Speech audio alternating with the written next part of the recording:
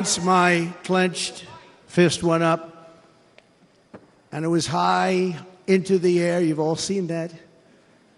The crowd realized I was okay and roared with pride for our country like no crowd I have ever heard before. Never heard anything like it. For the rest of my life, I will be grateful for the love shown by that giant audience of patriots that stood bravely on that fateful evening in Pennsylvania. Tragically, the shooter claimed the life of one of our fellow Americans, Corey, comparator, unbelievable person, everybody tells me. Unbelievable. And seriously wounded. Two other great warriors, spoke to them today, David Dutch and James Copenhaver. Two great people. I also spoke to all three families of these tremendous people. Our love and prayers are with them and always will be. We're never going to forget them. They came for a great rally. They were serious Trumpsters, I want to tell you. They were serious Trumpsters and still are. But Corey, unfortunately, we have to use the past tense. He was incredible. He was a highly respected former fire chief, respected by everybody. Was accompanied by his wife, Helen, incredible woman. I spoke to her today, devastated, and two precious daughters. He lost his life selflessly acting as a human shield to protect them from flying bullets. He went right over the top of them and was hit. What a fine man he was.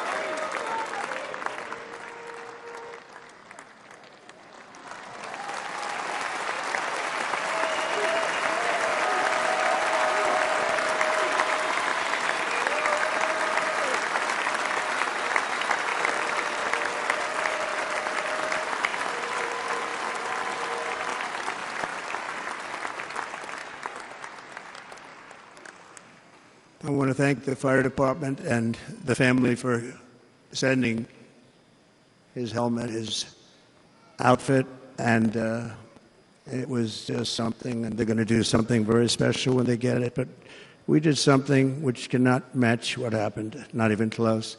But I am very proud to say that over the past few days, we've raised $6.3 million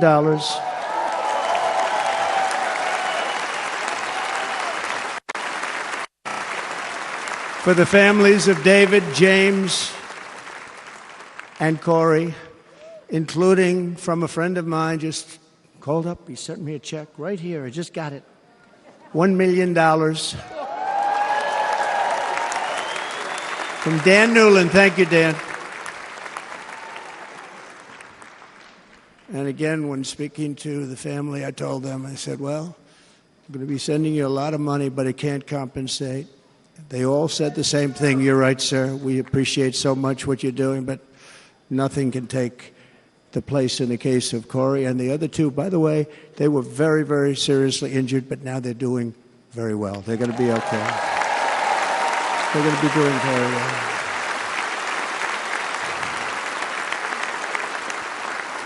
They're warriors. So now I ask that we observe a moment of silence in honor of our friend Corey.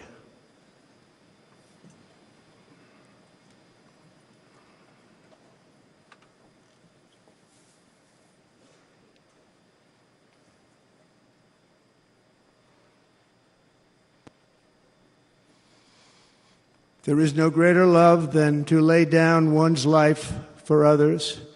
This is the spirit that forged America in her darkest hours, and this is the love that will lead America back to the summit of human achievement and greatness. This is what we need. Despite such a heinous attack, we unite this evening more determined than ever. I am more determined than ever, and so are you. So is everybody in this room.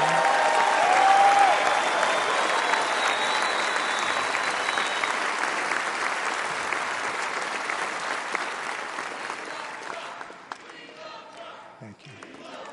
Thank you very much.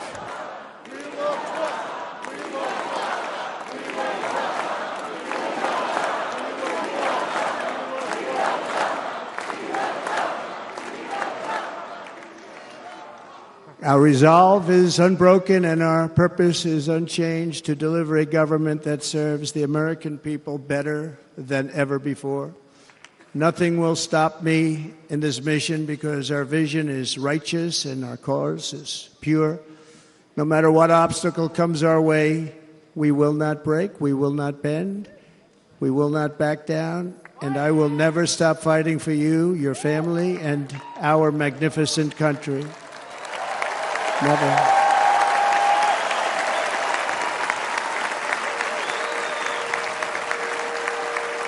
And everything I have to give with all of the energy and fight in my heart and soul, I pledge to our nation tonight. Thank you very much. I pledge that to our nation.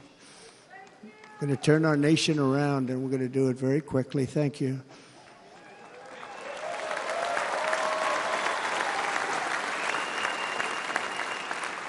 This election should be about the issues facing our country and how to make America successful, safe, free, and great again.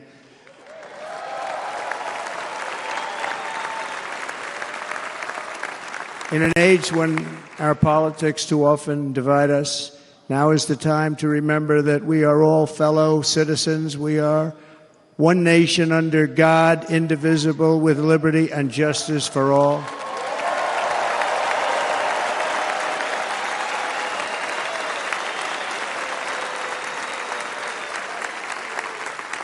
And we must not criminalize dissent or demonize political disagreement, which is what's been happening in our country lately at a level that nobody has ever seen before.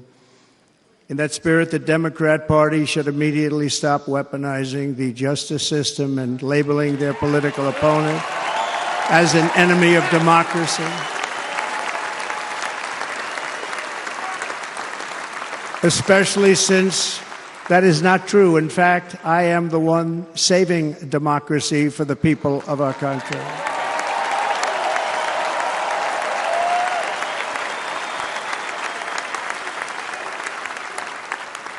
And very big news, as you probably just read, on Monday a major ruling was handed down from a highly respected federal judge in Florida, Eileen Cannon, finding that the prosecutor and the fake documents case against me were totally unconstitutional, and the entire case was thrown out of court. With all of that publicity, thrown out of court. If Democrats want to unify our country, they should drop these partisan witch hunts, which I have been going through for approximately 8 years. And they should do that without delay and allow an election to proceed that is worthy of our people. We're going to win it anyway, but worthy of our people. On this journey, I am deeply honored to be joined by my amazing wife, Melania.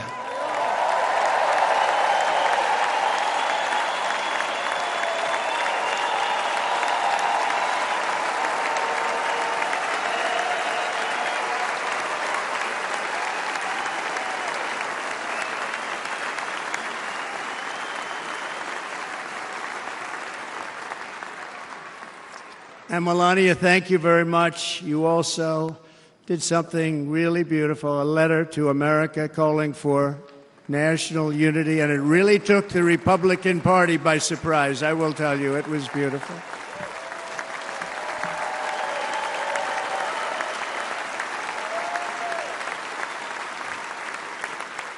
fact, some very serious people said that we should take that letter and put it as part of the Republican platform. That would be an honor, wouldn't it? Right? Mr. Congressman.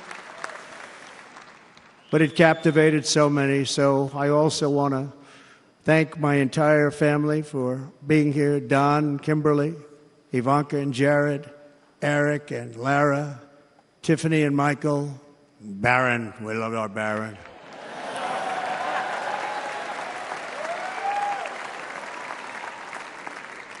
And of course, my 10 wonderful grandchildren, you saw a few of them up there on my lap before.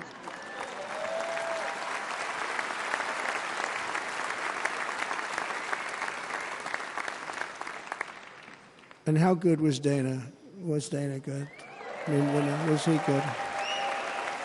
You know, he was on probably the only vacation he's had in about, maybe ever, because he works, but about 10 years with his wife, very far away. I won't tell you where, but very, very far away, beautiful place.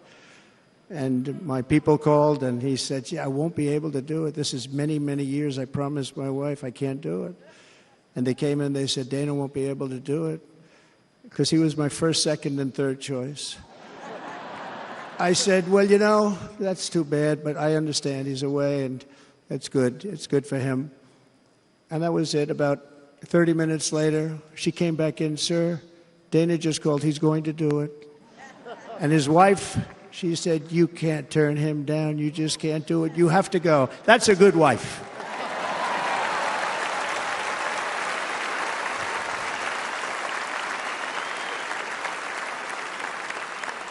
So he got on a plane. He got here a little while ago. Now he's going to get on the plane in a little while, and he's going to go back home to his wife.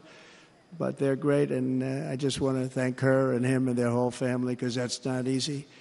And Kid Rock, same thing. Called, he said, I want to be a part of it. I want to be a part, because, you know, Kid does his great song, Big, Big Monster song. I had no idea. You know, he became a friend of mine over the last 10 years. And he's amazing. Everyone loves him. I didn't even know how big he was. You know, he has rallies, 35, 40,000 people he gets every time he goes out. I think he's making so much money, he doesn't know what the hell to do with it. You want to know? And then we have my other friend, and I've known him so long, and we took that song, and it was a big success, but we made that. I saw a chart of great songs to America. That was #1 on the chart recently, #1. So that's Lee Greenwood, a very special, beautiful person. He's a beautiful man. But they all wanted to be here. They called. And how about the Hulkster? How good was he? Is he up? Where is he? Boy, oh boy.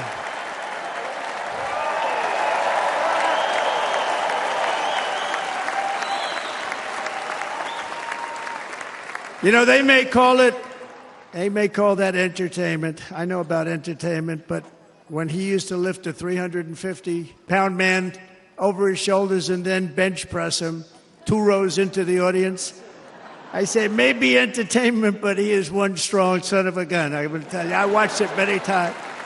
There aren't a lot of entertainers that can do that, right? You were fantastic. Thank you very much. Followed by Eric. What was that all about? Boy, that was good. I didn't want to really come up here. But he was so great, and he's such a good young man. He went through a lot of trouble, and Don last night was incredible. They went through so much trouble. They got subpoenaed more than any people probably in the history of the United States. Every week they get another subpoena from the Democrats, crazy Nancy Pelosi, the whole thing, just boom, boom, boom. They've got to stop that, because they're destroying our country.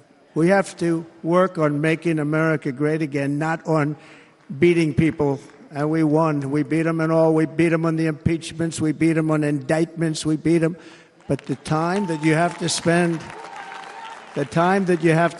if they would devote that genius to helping our country, we'd have a much stronger and better country.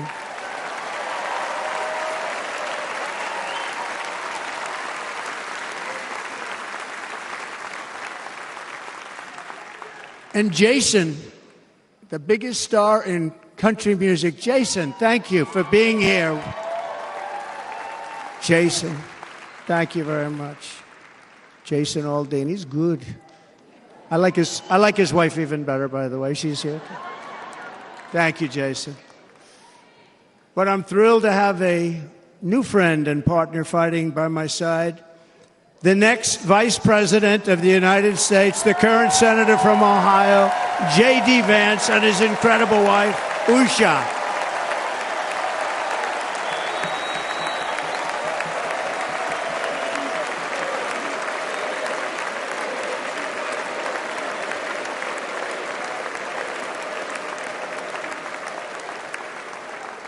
He's going to be a great Vice President. He's going to be great. He'll be with this country and with this movement, greatest movement in the history of our country, Make America Great Again. When they criticize it, they say, we're going to try and stop MAGA. I said, MAGA is Make America Great Again. What are you going to stop? There's nothing to stop. Then they say, oh, that's right. It's very tough to fight it. And all of the people that did try and fight it have failed. But he's going to be with us for a long time, and it was an honor to select him. Great, great student at Yale. His wife was a great student at Yale. They met at Yale. These are two smart people. So, J.D., you're going to be doing this for a long time. Enjoy the ride.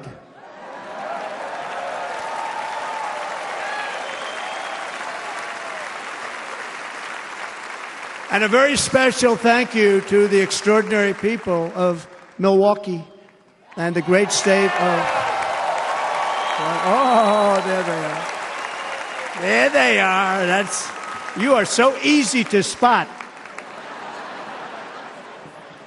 And Green Bay's going to have a good team this year, right? They're going to have a good team. They're going to have a good team. Most of the audience doesn't like it, but it's true. You're going to have a very good team this year. And by the way, Wisconsin, we are spending over $250 million here creating jobs and other economic development all over the place. So I hope you will remember this in November and give us your vote. I am trying to buy your vote. I'll be honest about that.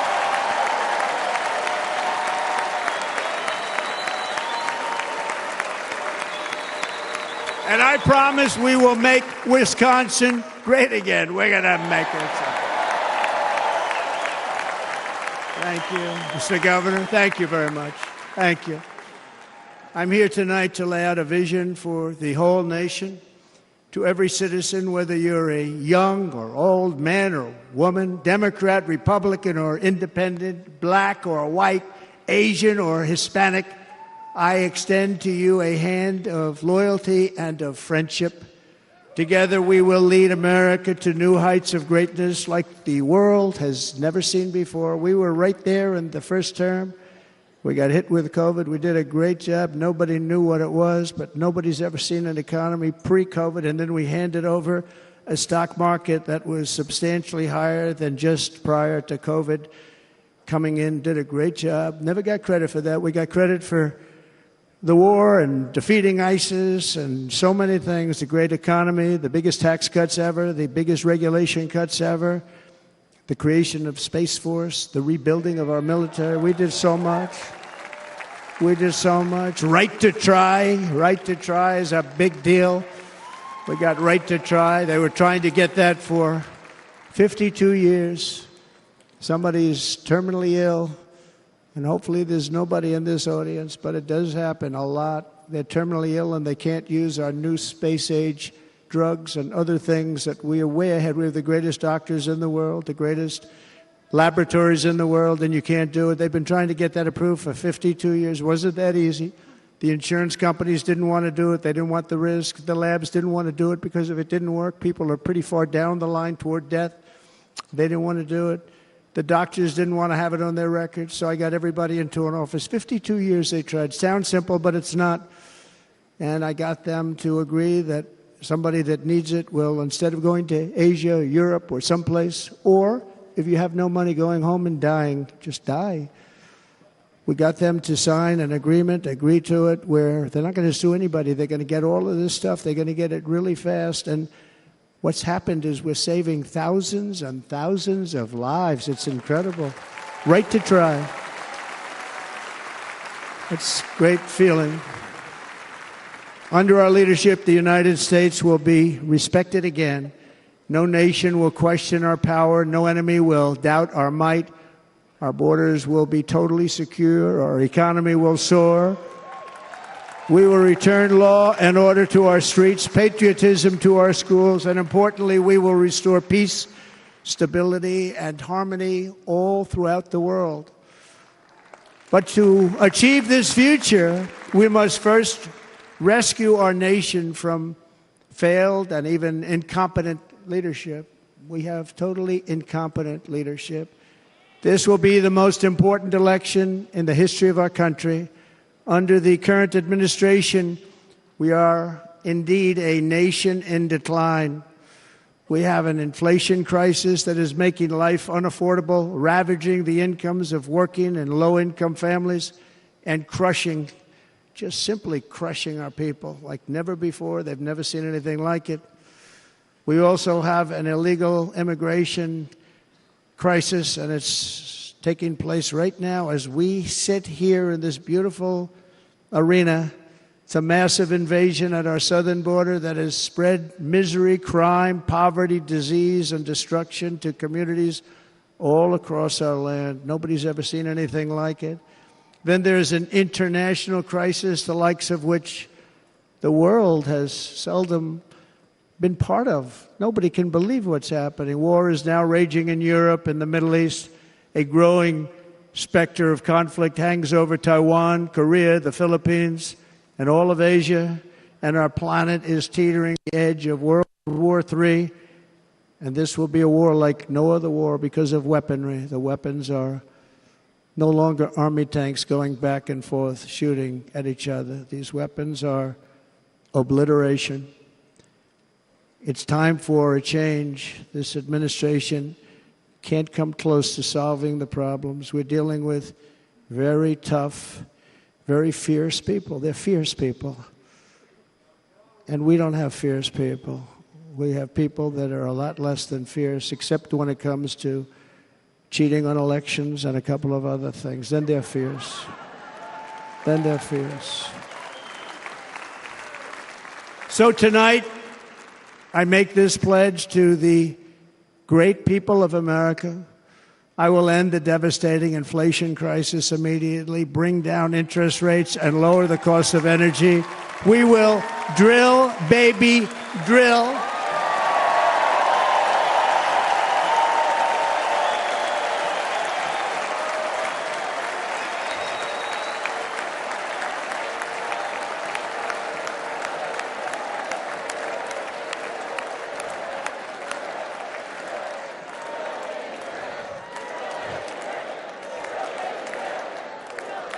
Can you believe what they're doing? But by doing that, we will lead a large-scale decline in prices. Prices will start to come down. Energy raised it. They took our energy policies and destroyed them. Then they immediately went back to them, but by that time, so much was lost. But we will do it at levels that nobody's ever seen before, and we'll end lots of different things. We'll start paying off debt and start lowering taxes even further. We gave you the largest tax cut. We'll do it more. You know, people don't realize I brought taxes way down, way down, and yet we took in more revenues the following year than we did when the tax rate was much higher. Most people said, how did you do that? Because it was incentive. Everybody was coming to the country. They were bringing back billions and billions of dollars into our country. The companies made it impossible to bring it back. The tax rate was too high, and the legal complications were far too great. I changed both of them, and hundreds of billions of dollars by Apple and so many other companies were brought back into our nation, and we had an economy the likes of which no nation had ever seen. China, we were beating them at levels that were incredible. And they know it. They know it. We'll do it again, but we'll do it even better. I will end the illegal immigration crisis by closing our border and finishing the wall, most of which I've already built.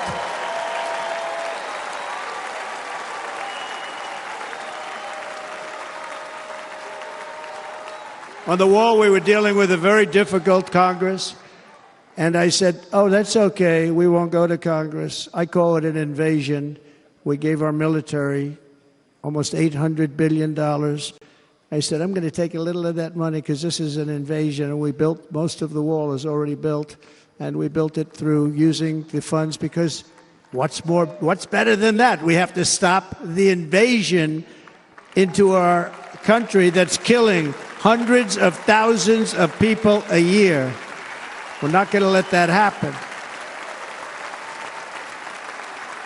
I will end every single international crisis that the current administration has created, including the horrible war with Russia and Ukraine, which would have never happened if I was president, and the war caused by the attack on Israel, which would have never happened if I was president. Iran was broke. Iran had no money. Now Iran has $250 billion. They made it all over the last 2.5 years. They were broke.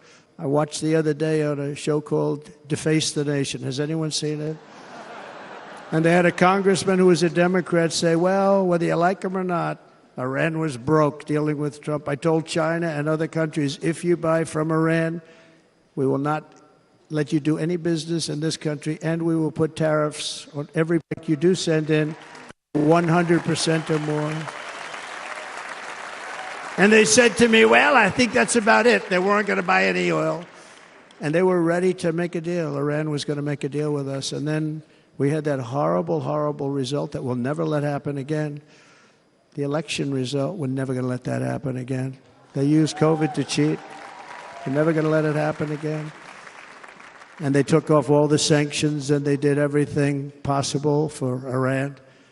And now Iran is very close to having a nuclear weapon, which would have never happened. This is a shame what this administration, the damage that this administration has done. And I say it often, if you took the 10 worst presidents in the history of the United States, think of it, the 10 worst, added them up, they will not have done the damage that Biden has done. Only going to use the term once. Biden. I'm not going to use the name anymore, just one time. The damage that he's done to this country is unthinkable. It's unthinkable.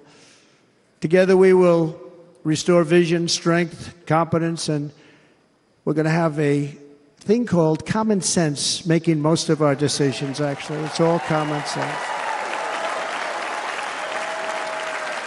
Just a few short years ago, under my presidency, we had the most secure border and best economy in the history of our country, in the history of the world. We had the greatest economy in the history of the world.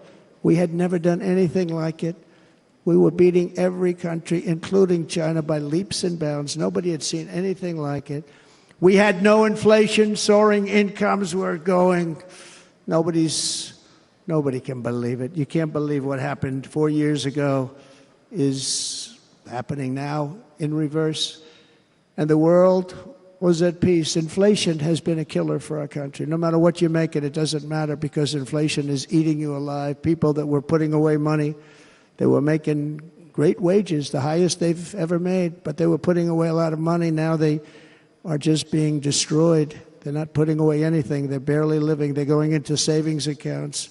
They're taking out their money to live because of inflation. Inflation, remember, it's called a country buster. You can go back to Germany from 100 years ago. You can go back to any country that suffered great inflation. We've suffered the worst inflation we've ever had. But go back and see what's happened to those countries. We've had the worst inflation we've ever had under this person. But in less than 4 years, our opponents have turned incredible success into unparalleled tragedy and failure. It's been a tremendous failure. Today, our cities are flooded with illegal aliens. Americans are being squeezed out of the labor force and their jobs are taken. And by the way, you know who's taking the jobs that are created? 107% of those jobs are taken by illegal aliens. And you know who's being hurt the most by millions of people pouring into our country? The black population and the Hispanic population, because they're taking the jobs from our black population, our Hispanic population, and they're also taking them from unions. The unions are suffering because of it. Thank you. Thank you. I like you too. Thank you very much. Inflation has wiped out the life savings of our citizens and forced the middle class into a state of depression and despair. That's what it is. It's despair and depression. We cannot and will not let this continue. Less than 4 years ago, we were a great nation, and we will soon be a great nation again. We're going to be a great nation again.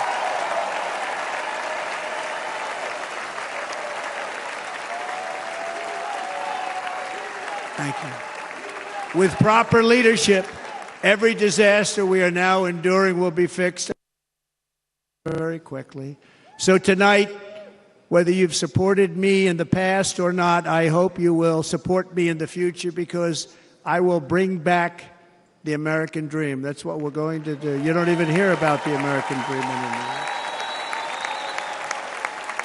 With great humility, I am asking you to be excited about the future of our country. Be excited. Be excited.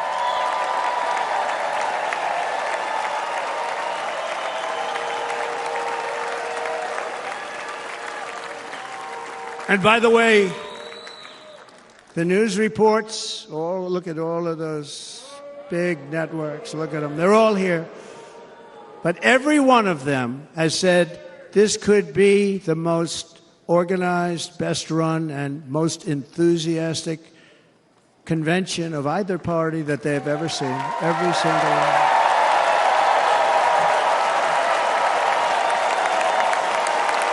And it's true. It's true. And there's love in the room. There's great love in the room.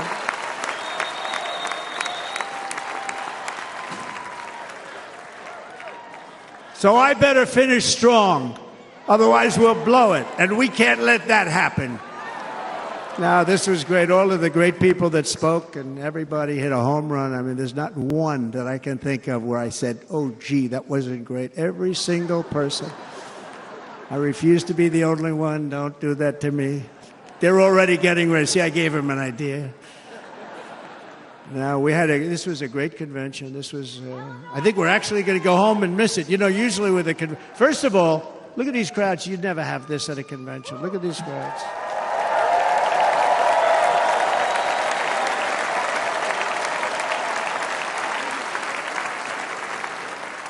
Love. It's about love. This week, the entire Republican Party has formally adopted an agenda for America's renewal, and you saw that agenda. And it's very short compared to the long, boring, meaningless agendas of the past, including the Democrats. They write these things that are hundreds of pages long, and they never read them after they're done. In their case, fortunately, they don't read them because they're pretty bad. It's a series of bold promises that we will swiftly implement when you give us a Republican House. And Mr. Speaker, thank you very much. We have our great Speaker of the House with us tonight. Mr. Speaker, thank you very much. Thank you. A Republican Senate, we have many senators here. And send me back to our beautiful White House just a few short months from now. We're talking about just months. It can't come fast enough. We have to get it done. First, we must get economic relief to our citizens. Starting on day one, we will drive down prices and make America affordable again. We have to make it affordable. It's not affordable. People can't live like this. Under this administration, our current administration, groceries are up 57%, gasoline is up 60% and 70%, mortgage rates have quadrupled. And the fact is, it doesn't matter what they are because you can't get the money anyway. You can't buy houses. Young people can't get any financing to buy a house. The total household costs have increased an average of $28,000 per family under this administration. Republicans have a plan to bring down prices and bring them down very, very rapidly. By slashing energy costs, we will in turn reduce the cost of transportation, manufacturing, and all household goods. So much starts with energy. And remember, we have more liquid gold under our feet than any other country by far. We are a nation that has the opportunity to make an absolute fortune with its energy. We have it, and China doesn't. Under the Trump administration, just 3.5 years ago, we were energy independent.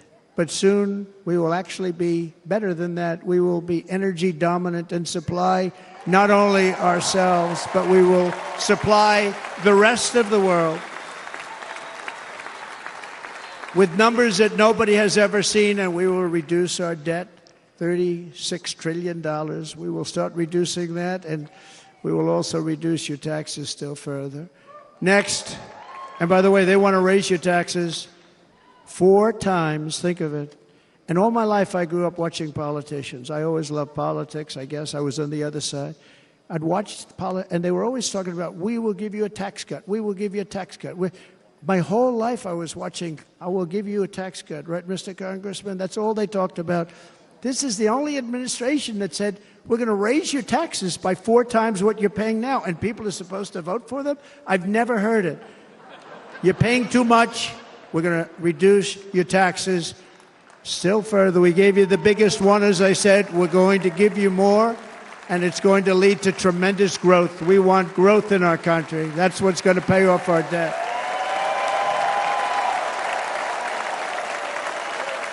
And next, we will end the ridiculous and actually incredible waste of taxpayer dollars that is fueling the inflation crisis. They spent trillions of dollars on things having to do with the Green New Scam. It's a scam. And that's caused tremendous inflationary pressures in addition to the cost of energy. And all of the trillions of dollars that are sitting there not yet spent, we will redirect that money for important projects like roads, bridges, dams, and we will not allow it to be spent on meaningless Green New Scam ideas.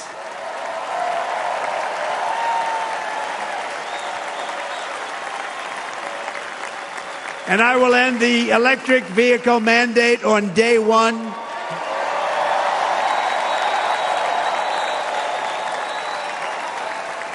Thereby saving the U.S. auto industry from complete obliteration, which is happening right now, and saving U.S. customers thousands and thousands of dollars per car. And right now, as we speak, large factories just started are being built across the border in Mexico. So with all the other things happening on our border, and they're being built by China to make cars and to sell them into our country, no tax, no anything. The United Auto Workers ought to be ashamed for allowing this to happen. And the leader of the United Auto Workers should be fired immediately. And every single auto worker, union and non-union, should be voting for Donald Trump, because we're going to bring back car manufacturing, and we're going to bring it back fast.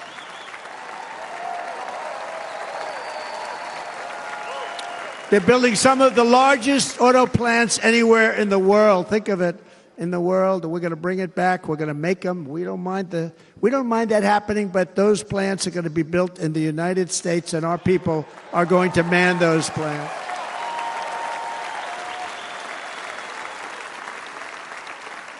And if they don't agree with us, we'll put a tariff of approximately 100 to 200% on each car, and they will be unsellable in the United States.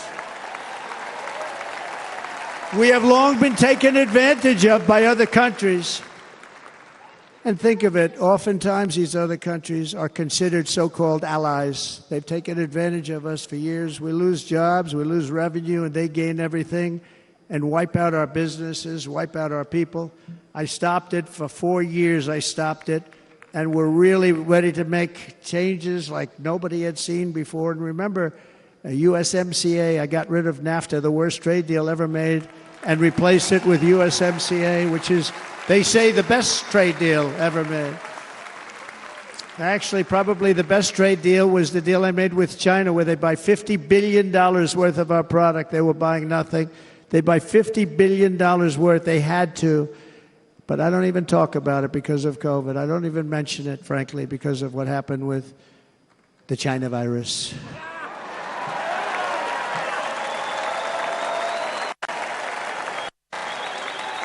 We will not let countries come in, take our jobs, and plunder our nation. They come and do that.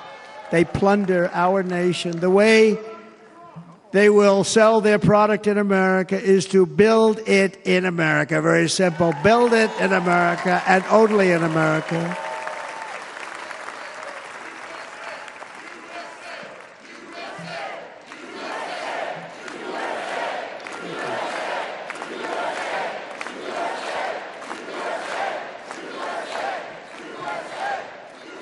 And this very simple formula in Congress has to go along with us, and they will.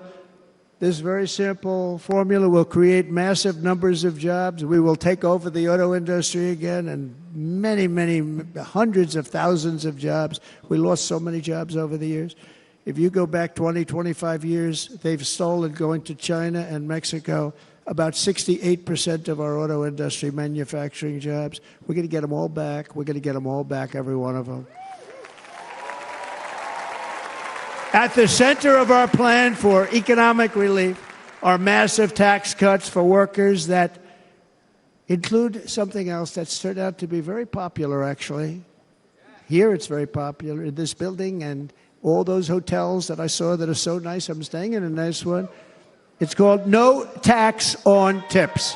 No tax on tips. No tax on tips.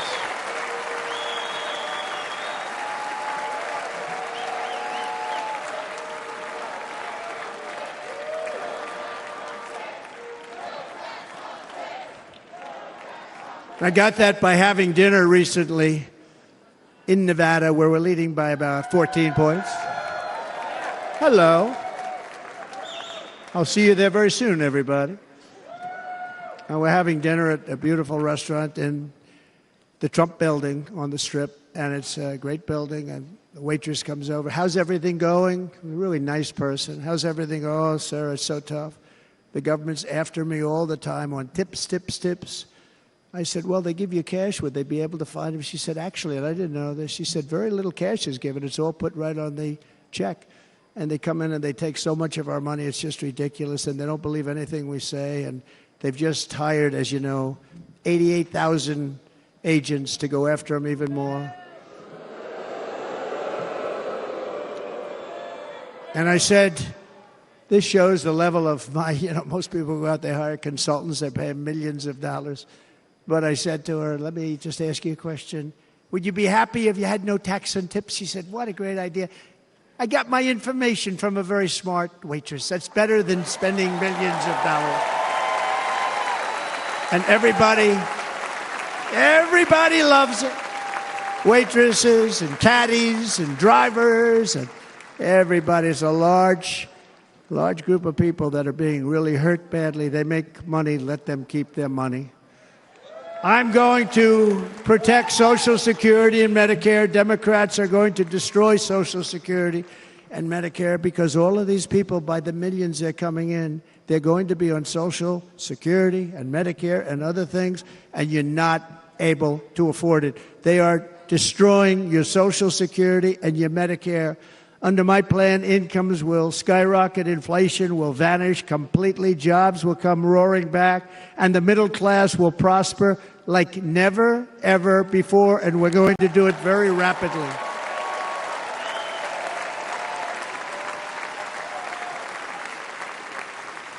But no hope or dream we have for America can succeed unless we stop the illegal immigrant invasion, the worst that's ever been seen anywhere in the world. There's never been an invasion like this anywhere. Third world countries would fight with sticks and stones not to let this happen. The invasion at our southern border, we will stop it, and we will stop it quickly. You heard Tom Homan yesterday. Tom Homan, put him in charge and just sit back and watch.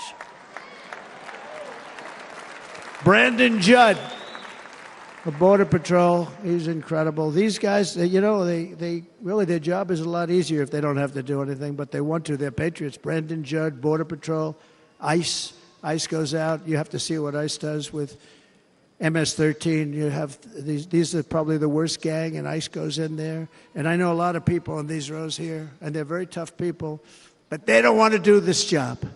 they'll go into a pack of MS-13 killers. They're the worst, probably the worst gangs in the world. And we have thousands of them. I moved thousands and thousands out in my 4 years. We moved them out, and it was a pleasure. But ICE would go right into a pack of these killers, and you see fists flying, you see everything flying, and then they take them. They put them in a paddy wagon. They take them back, and they get them out of our country. And the other countries weren't accepting them back, and I called up, and I said, tell them that we're not giving them economic aid anymore. And the next day, I got calls from all of these countries that were terminated. Billions of dollars we spend on economic aid to countries that does us, frankly, no good.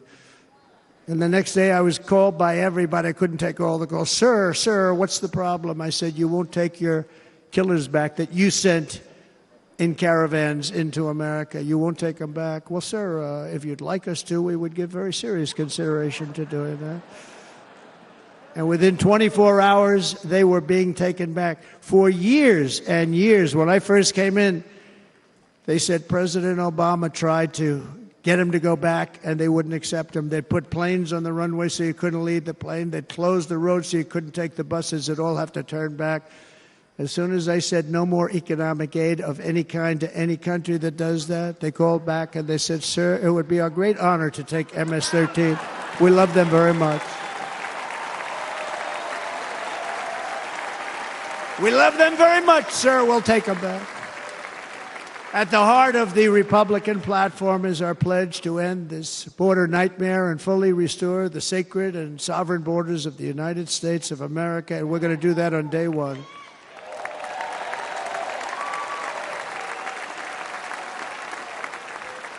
That means two things on day one, right? Drill, baby, drill, and close our borders.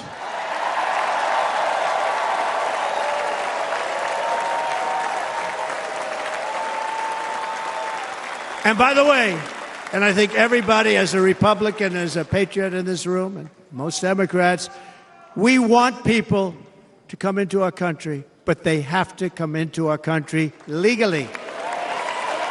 Legally.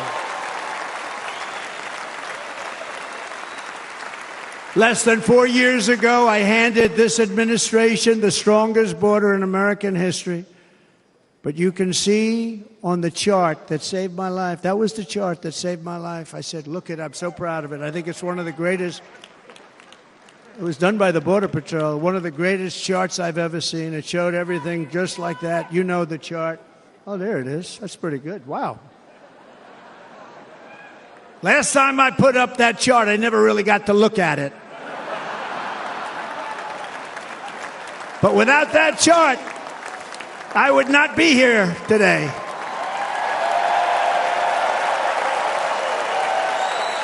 Never got to look at it.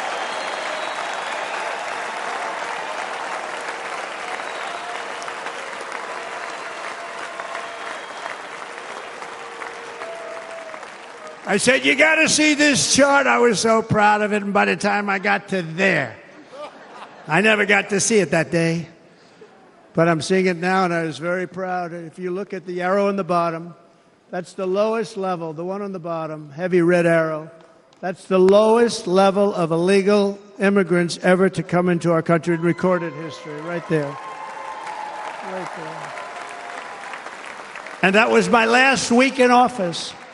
And then you see what happened after I left. Look at the rest. And if you go out a little bit further, it's getting to be a little bit old, but I love it anyway, right? But you can go much higher with those numbers. Look what happened right after that. The invasion began. We had the opposite. We stopped the invasion. But the invasion that we stopped was peanuts by comparison to what happened after I left. Look at what happened after I left. They took over our country. We ended all catch and release. We shut down asylum fraud. We stopped human trafficking and forged historic agreements to keep illegal aliens on foreign soil. We want them to stay on their soil. Under the Trump administration, if you came in illegally, you were apprehended immediately and you were deported. You went right back. The current administration terminated every single one of those great Trump policies that I put in place to seal the border. I wanted a sealed border. Again, come in, but come in legally. You know how unfair it is? So many people Hundreds of thousands of people have been working for years to come into our country. And now they see these people pour into our country at levels that are unprecedented, so unfair.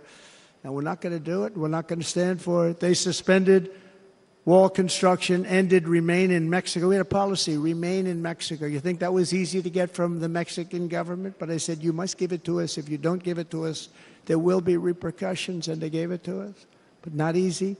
Canceled our Safe Third agreements, demolished Title 42, implemented nationwide catch and release. That's catch and release, where we catch them and release them into our country. We catch them and release them into Mexico. There's a slight difference. And took 93, this is the previous administration, 93 executive actions to throw open our border to the world. The entire world is pouring into our country because of this very foolish administration. The greatest invasion in history is taking place right here in our country. They are coming in from every corner of the earth, not just from South America, but from Africa, Asia, the Middle East. They're coming from everywhere. They're coming at levels that we've never seen before. It is an invasion indeed, and this administration does absolutely nothing to stop them. They're coming from prisons. They're coming from jails. They're coming from mental institutions and insane asylums. You know, the press is always on me because I say this. Has anyone seen Silence of the Lambs? The late, great Hannibal Lecter. He'd love to have you for dinner. That's insane asylums. They're emptying out their insane asylums. And terrorists are coming in at numbers that we've never seen before. Bad things are going to happen. Meanwhile, our crime rate is going up, while crime statistics all over the world are going down, because they're taking their criminals and they're putting them into our country. A certain country, and I happen to like the president of that country very much, but he's been getting great publicity because he's a wonderful shepherd of the country. He says how well the country's doing because their crime rate is down. And he said he's training all of these rough people. They're rough, rough, rough. He's training them. And I've been reading about this for 2 years. I think, oh, that's wonderful. Let's take a look at it. But then I realized he's not training them. He's sending all of his criminals, his drug dealers, his people that are in jails, he's sending them all to the United States. And he's different in that he doesn't say that. He's trying to convince everybody what a wonderful job he does in running the country. Well, he doesn't do a wonderful job. And by the way, if I ran one of the countries, many countries, many countries from all over, I would be worse than any of them. I would have had the place totally emptied out already.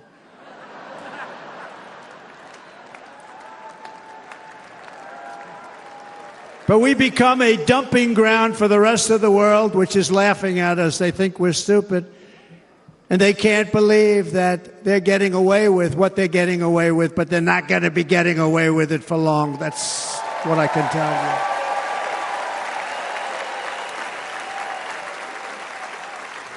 you. In Venezuela, Caracas, high crime. Caracas, Venezuela, really a dangerous place, but not anymore. Because in Venezuela, crime is down 72%. In fact, if they would ever win this election, I hate to even say that, we will have our next Republican convention in Venezuela because it will be safe.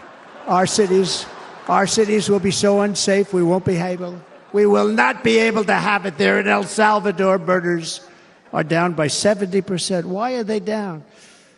Now, he would have you convinced that because he's trained murderers to be wonderful people. No.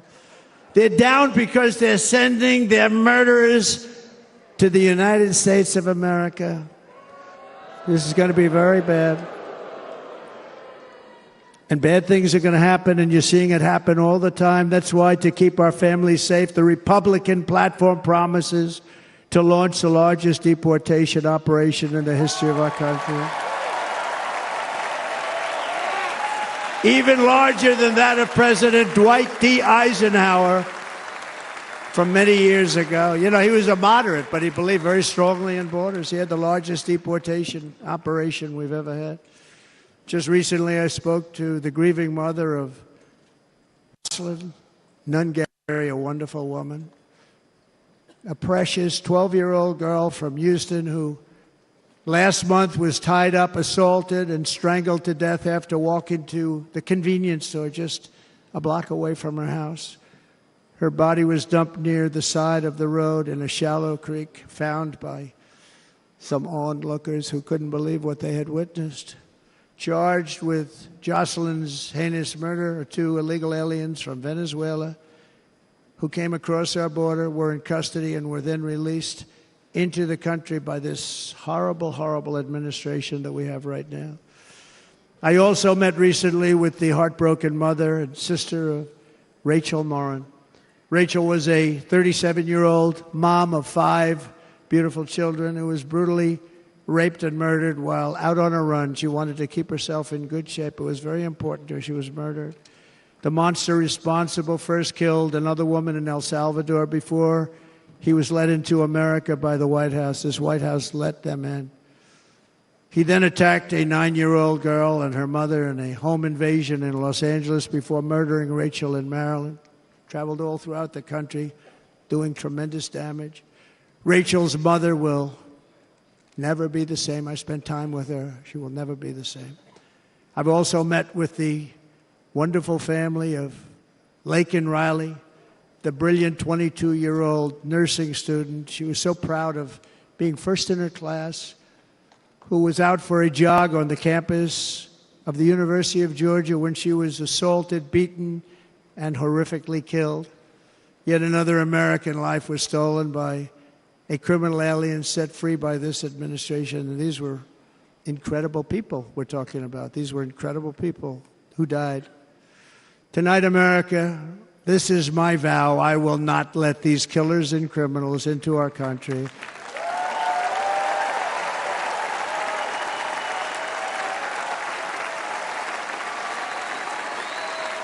I will keep our sons and daughters safe.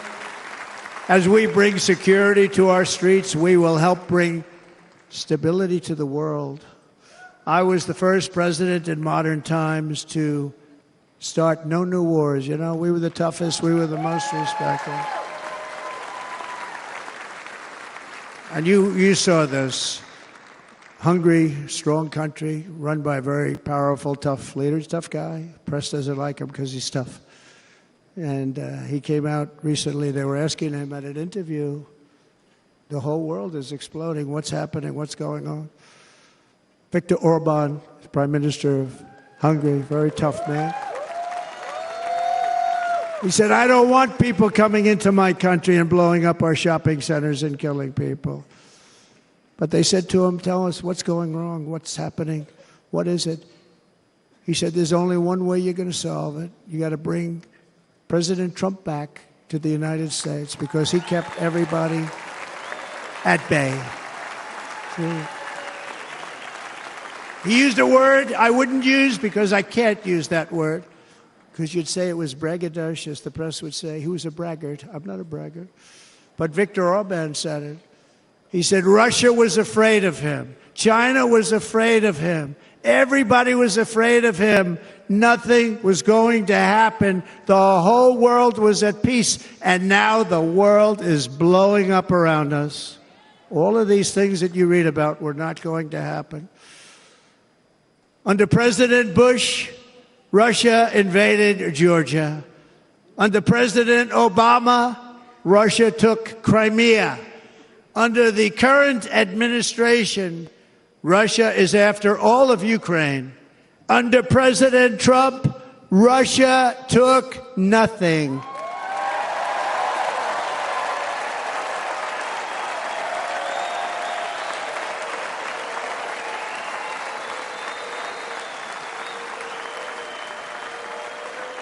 We defeated 100% of ISIS in Syria and Iraq, something that was said to take 5 years, sir. It'll take 5 years, sir. We did it in a matter of a couple of months. We have a great military. Our military is not woke. It's just some of the fools on top that are woke.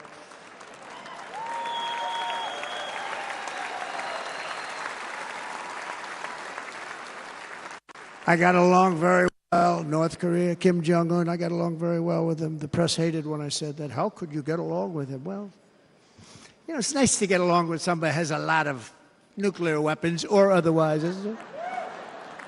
See, in the old days, they'd say, that's a wonderful thing. Now they say, how can you possibly do that?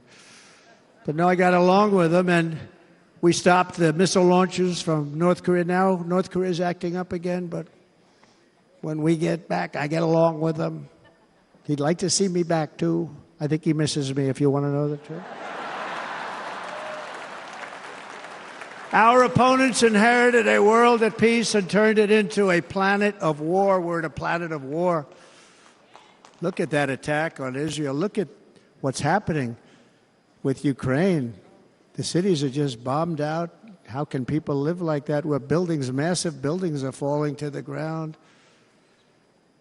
It began to unravel with the disastrous withdrawal from Afghanistan, the worst humiliation in the history of our country. We have never had a humiliation like that.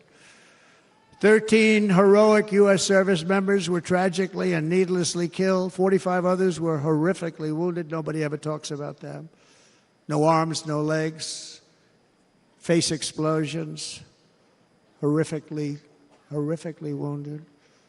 And by the way, we have a man in this room who's running for the U.S. Senate from a great state, Nevada, named Sam Brown, who paid the ultimate price. Thank you, Sam. Thank you, Sam. Thank you.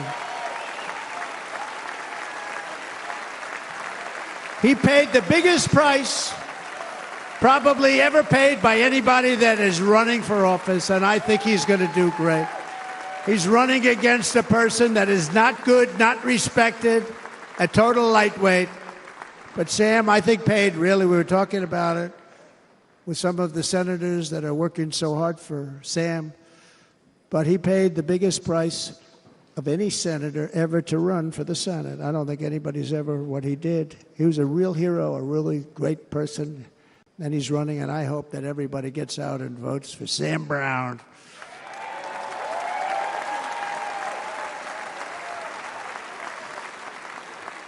And we also left behind $85 billion worth of military equipment, along with many American citizens were left behind.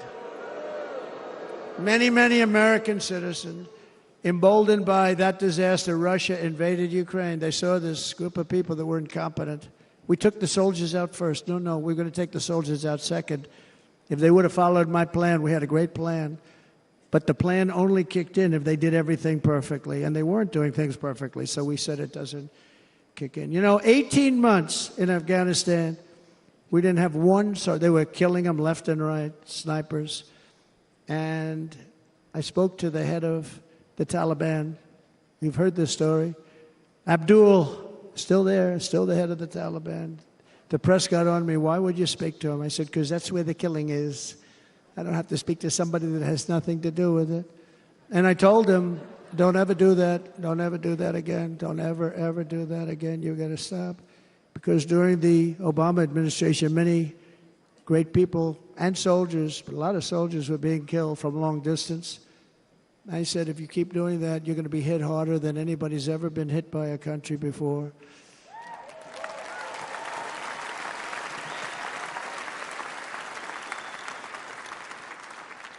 And he said, I understand, Your Excellency. He called me Your Excellency. I wonder if he calls the other guy Your Excellency. I doubt it. The other guy gave him everything. I mean, what kind of a deal was that? He walked out, gave him everything. Do you know that right now Afghanistan is one of the largest sellers of weapons in the world? They're selling the brand new, beautiful weapons that we gave them. But think of it, he actually said to me, but why you show me a picture of my home? I said, you'll have to ask your people or one of your wives. But he could figure it out. And for 18 months, we had not one attack on an American soldier by the Taliban. 18 months.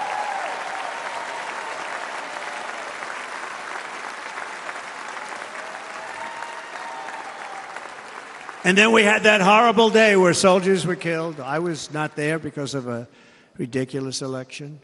But we had that horrible attack.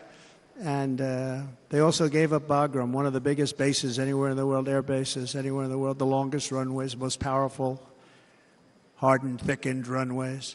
We gave it up. And I liked it not because of Afghanistan. I liked it because of China. It's 1 hour away from where China makes their nuclear weapons. And you know who has it now? China has it now. We were keeping that.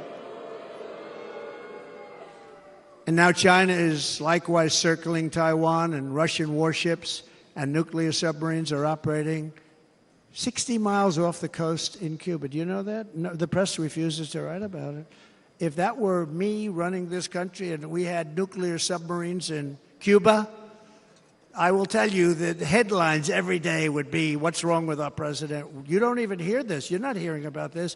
Russia has nuclear submarines and warships 60 miles away, Mr. Congressman, from Miami, by the way, happens to be here. Correct? In Cuba. And that would not be stood for if it were somebody else. They don't want to mention it, but now maybe they will. And the entire world, I tell you this, we want our hostages back, and they better be back before I assume office, or you will be paying a very big price.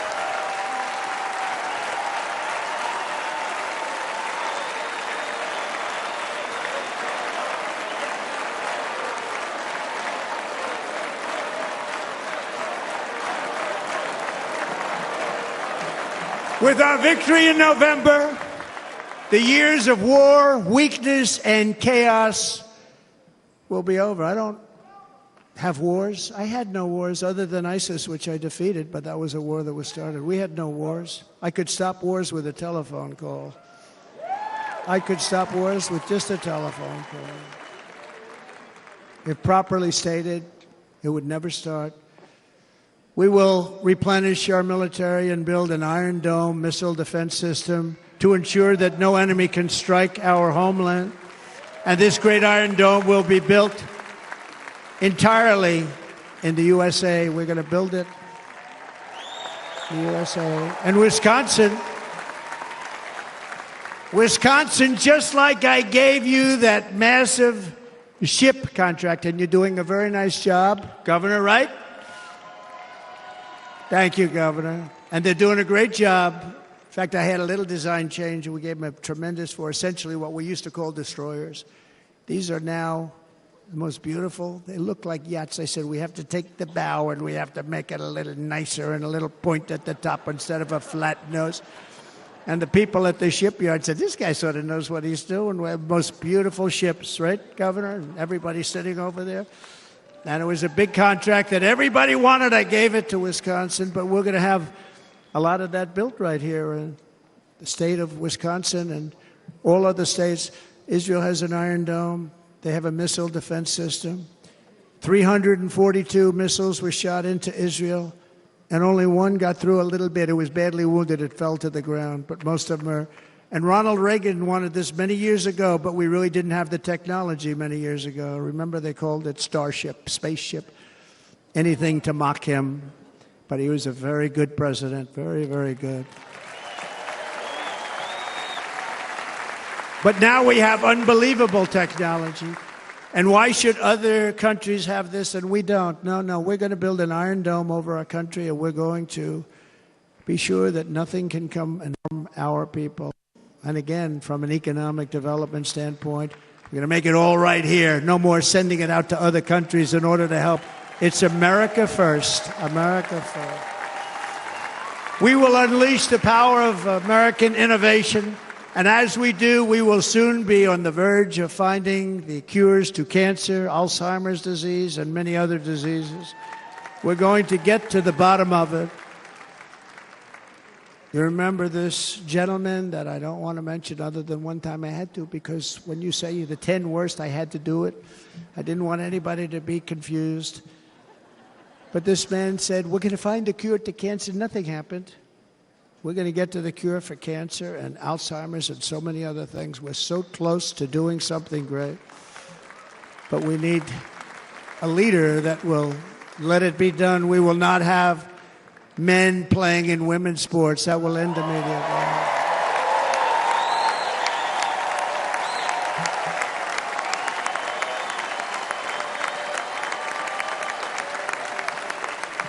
And we will restore and renovate our nation's once great cities, making them safe, clean, and beautiful again.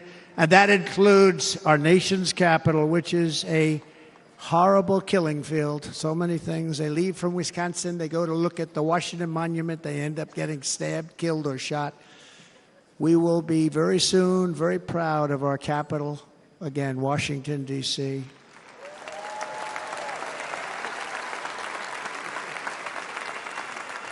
America is on the cusp of a new golden age, but we will have the courage to seize it. We're going to take it. We're going to make it a current. We're going to bring this into a golden age like never seen before. Remember this, China wants to do it. Japan wants to do it. All of these countries want to do it. We have to produce massive amounts of energy if we're going to produce the new.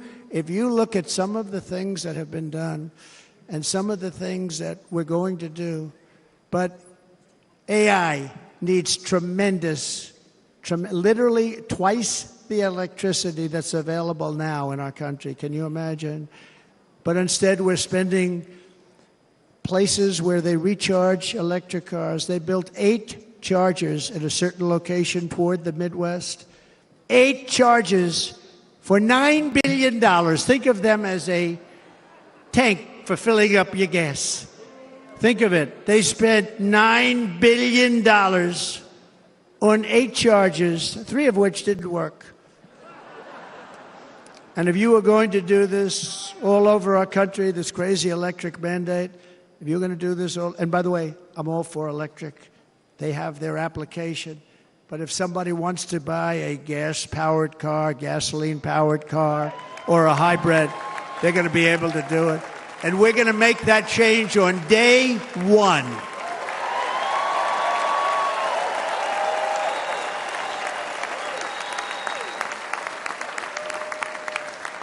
So to conclude, just a few short days ago, my journey with you nearly ended. We know that.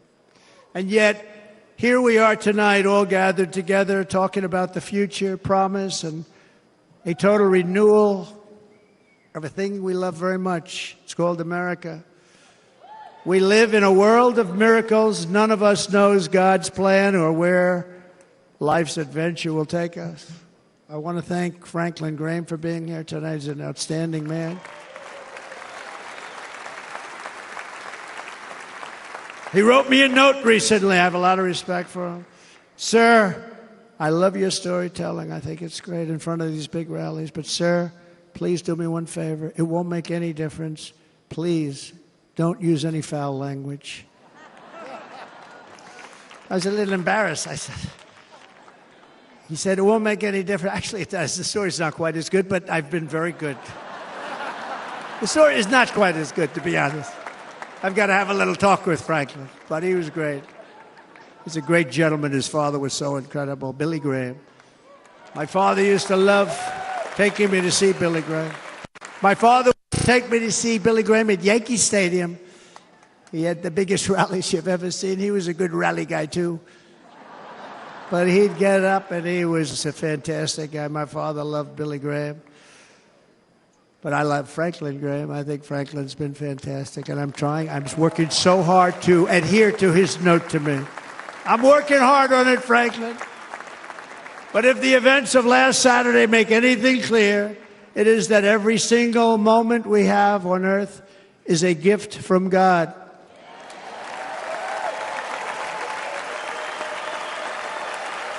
We have to make the most of every day for the people and for the country that we love.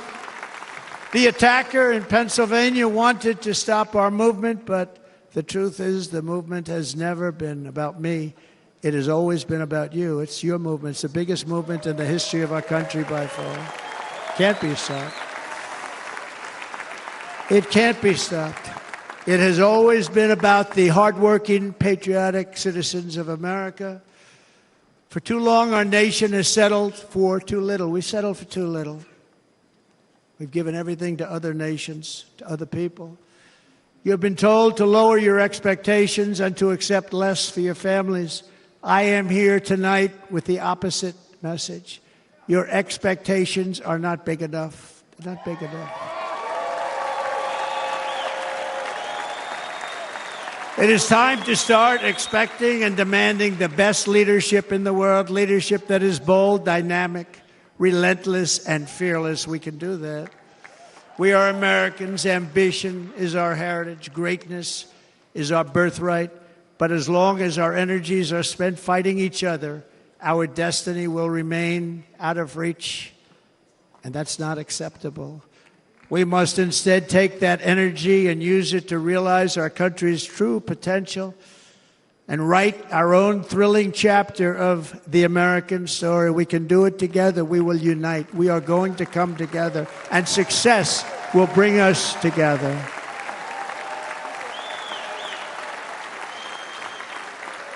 It is a story of love, sacrifice, and so many other things.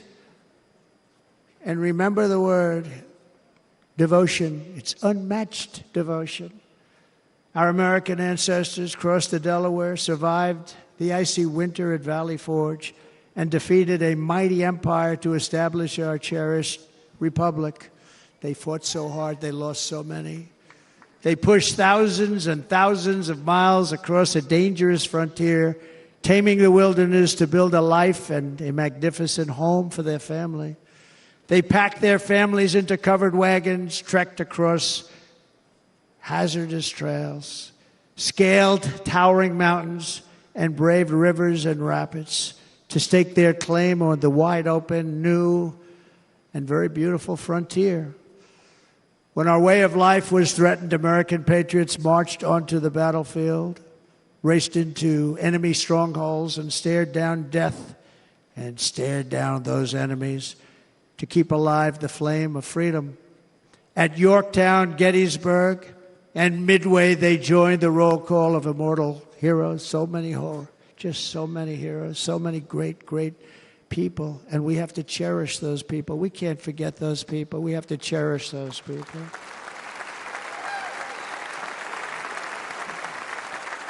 And building monuments to those great people is a good thing, not a bad thing. They saved our country. No challenge was too much. No hardship was too great. No enemy was too fierce. Together, these patriots soldiered on and endured, and they prevailed because they had faith in each other, faith in their country, and above all, they had faith in their God.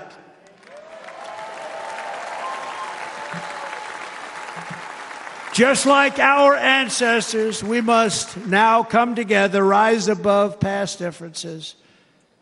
Any disagreements have to be put aside and go forward, united as one people, one nation, pledging allegiance to one great, beautiful, I think it's so beautiful, American flag. Tonight I ask for your partnership, for your support, and I for your vote. I want your vote. It's going to make our country great again. Every day I will strive to honor the trust you have placed in me, and I will never, ever let you down. I promise that. I will never let you down. To all of the forgotten men and women who have been neglected, abandoned, and left behind, you will be forgotten no longer. We will press forward, and together we will win, win, win.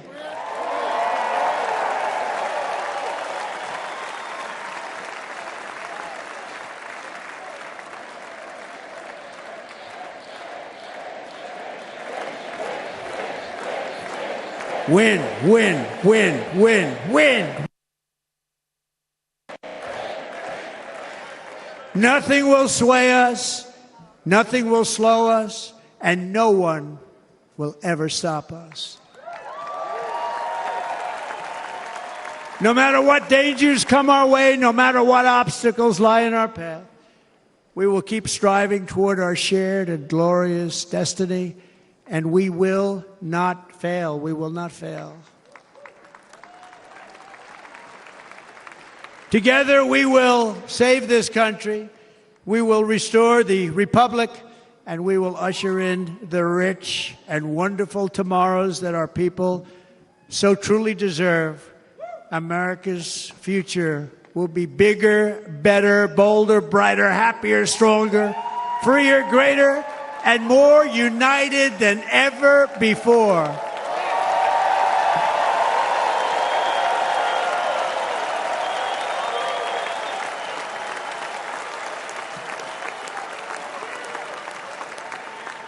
And quite simply put, we will very quickly make America great again.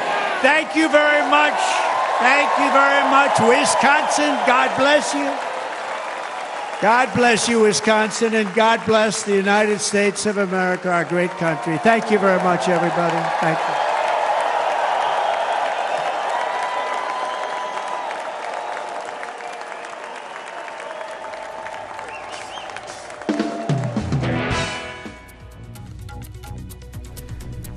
That was Donald Trump's emphatic acceptance speech at Milwaukee in Wisconsin. And with that, we are taking a very short breather. We'll be back with lots more on the other side.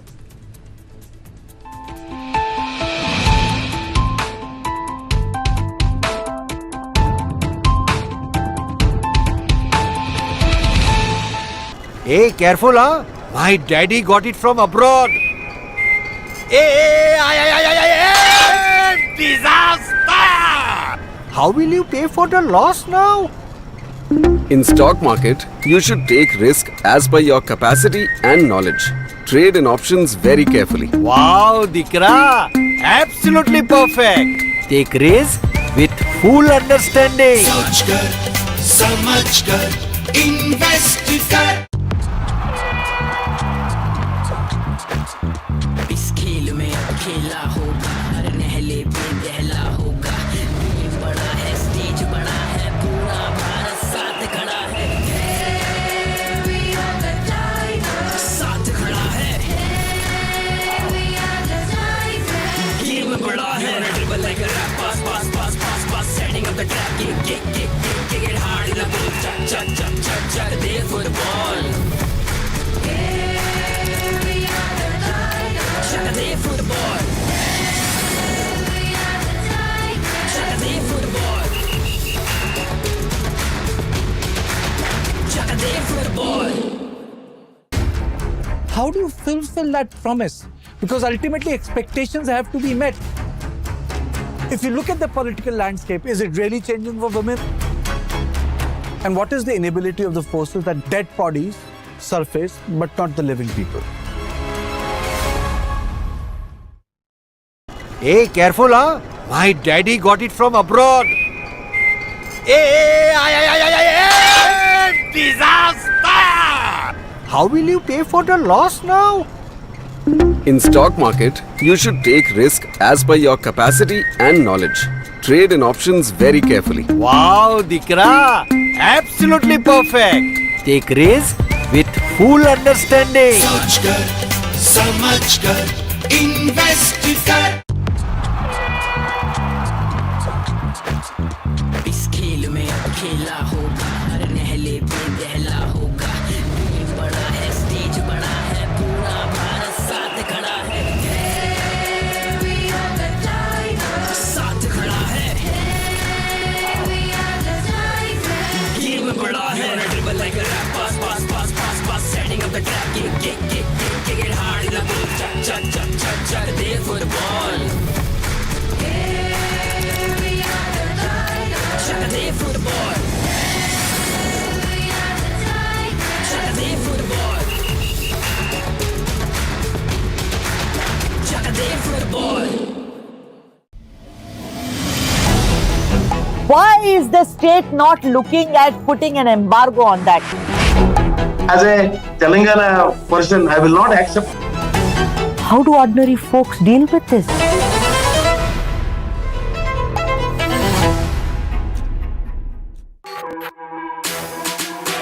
जानना है तो देखिए,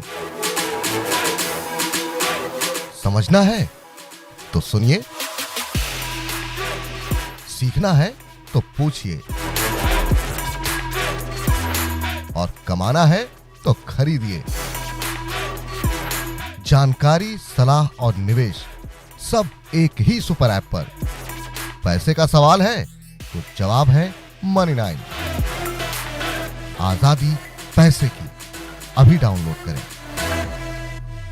This is News9 Live, India's only digital exclusive live stream.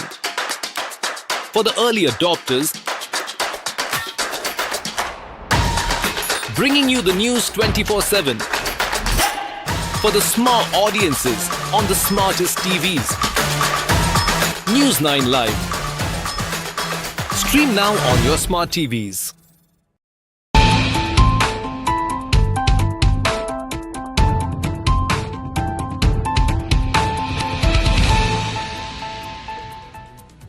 Hello and welcome. You are watching News9 Live. I am Krishna Kumar. Many top Democrats and close friends are trying to persuade US President Joe Biden to decide to drop out of the presidential race. Former US House Speaker Nancy Pelosi, in a private conversation with the president, told him that the polling shows that he cannot defeat Donald Trump. Meanwhile, according to sources, former US President Barack Obama has told allies that Joe Biden needs to reconsider his re-election bid.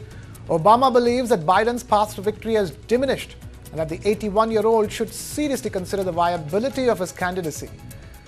Biden, who is isolating with COVID at his beach house, has rejected concerns about his age and fitness and insisted that he is staying in the race for the White House.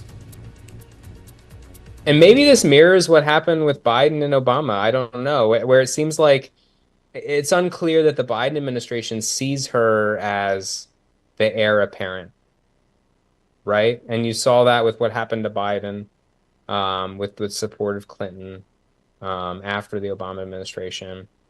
I sort of wonder if you're sort of seeing that again. And even in this moment where, Biden thinks that he's the only one that can beat President Trump, so he doesn't think that Kamala Harris can, right?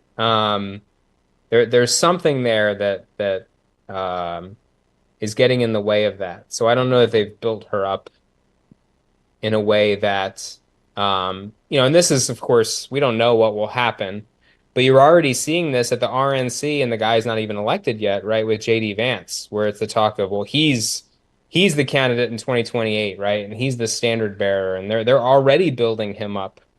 They haven't really done that with Kamala Harris, which I find kind of interesting. U.S. Vice President Kamala Harris has slammed former President Donald Trump and his running mate, U.S. Senator J.D. Vance, and said that their 2025 project is, quote-unquote, extreme and divisive. So some of you may have heard Donald Trump's running mate deliver remarks at the Republican National Convention. He did not talk about Project 2025, their 900-page blueprint for a second Trump term. He did not talk about it because their plans are extreme and they are divisive. In recent days, they've been trying to portray themselves as the party of unity. But here's the thing. If you claim to stand for unity, you need to do more than just use the word. You cannot claim to be for unity if you try to overturn a free and fair election and threaten to terminate the United States Constitution. And you cannot claim to be for unity when your entire economic agenda is designed to prioritize billionaires and big corporations over the middle class. Shifting focus to France, where in capital Paris, a police officer was injured in a knife attack on the Champs-Élysées. The assailant was shot by officers and later died from his injuries just days before the Summer Olympics 2024 begin. French Interior Minister Gérald Darmanin posted that the attack occurred in the 8th arrondissement of Paris, where police were responding to a call from officers securing a store. Security agents at the flagship Louis Vuitton store contacted police after noticing suspicious behavior by a man. Authorities have confirmed the attack is not linked to the Olympics and no terrorist motive is suspected. The assailant attempted to stab the officers multiple times, successfully injuring one before being shot. The officer is hospitalized but in stable condition. The area, bustling with tourists and locals, saw quick police action as reinforcements arrived and the scene was secured. France remains on high alert with heightened security measures in place ahead of the Olympic Games that are set to begin on the 26th of July.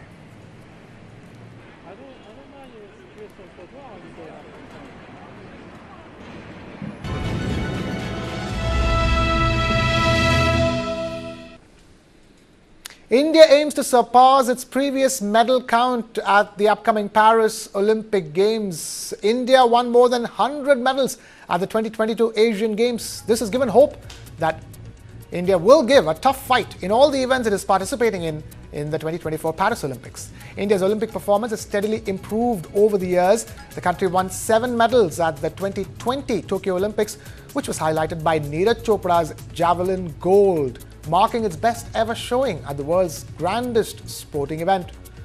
Its previous best medal tally was at the 2012 London Olympics with 6 medals. This year, with over 100 participants, India is hopeful for an even greater medal haul.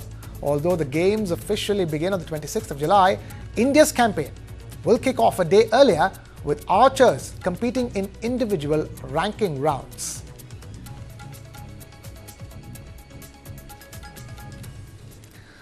In anticipation of the Paris 2024 Olympic Games, the traditional Bastille Day fireworks display on the 14th of July featured not only the usual colorful pyrotechnics but also a spectacular show by a large flock of drones. These drones shaped Olympic symbols and athletes in the sky above Paris, adding a unique touch to France's National Day celebrations around the Eiffel Tower.